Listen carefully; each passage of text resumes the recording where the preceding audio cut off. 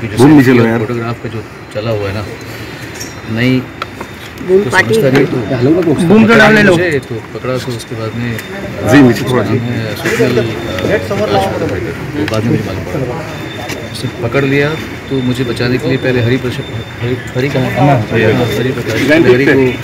उसने push KIA. तो video में देखेंगे राइट हैंड साइड में पहले हरि को पुश किया है।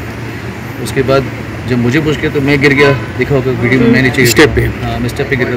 अगर मैं साइड में तो मैं गिर जाता, मैं स्टेप पे गिरा। तो मुझे बचाने के लिए रब्बानी आए, और रब्बानी को तो ऐसे पीछे किया तो उसके बच गया, वो मर जाता। वो अगर नीचे कुछ लोहा होता।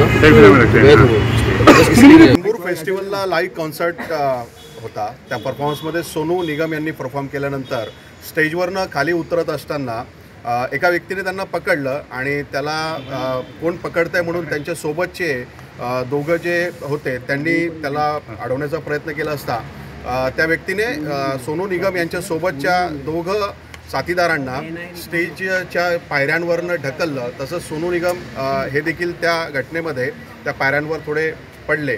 तर या घटनेसंदर्भात चेंबूर पोलीस स्टेशन येथे सोनू निगम यांच्या फिर्यादीवरनं IPC सेक्शन 341 आणि 323 या कलमान्वये 337 या कलमान्वये गुन्हा दाखल करण्यात आलेला आहे आणि पुढील तपास चेंबूर पोलीस स्टेशनतर्फे करण्यात येईल।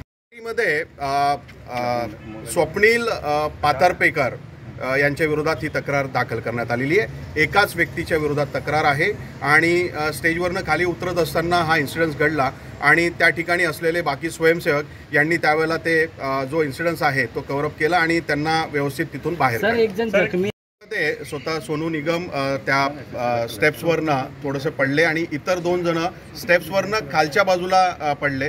त्यातले एक जे व्यक्ती होते त्यांना खांद्याला दुखापत झालेली होती। हॉस्पिटलला त्यांना उपचार करण्यात आले, परंतु ते उपचार करून सोनू निगम यांच्यासोबत स्वप्नील पातरपेकर आयोजकांचे मुलगा आहेत, आमदार जे आहेत त्यांच्या मुलगाचं नाव आहे। चेंबूर फेस्टिवल जो आहे तो आमदार श्री प्रकाशजी पातरपेकर यांच्यातर्फे आयोजित केलेला होता आणि स्वप्नील त्यांचा चिरंजीव आहे।